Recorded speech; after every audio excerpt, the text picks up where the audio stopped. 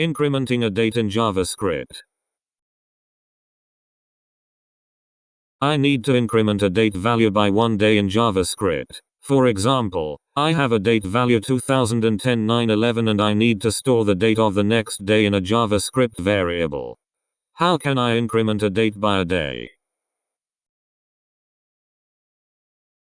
Using just JavaScript's date object, no libraries. This works even for the last day of a month or year, because the JavaScript date object is smart about rollover.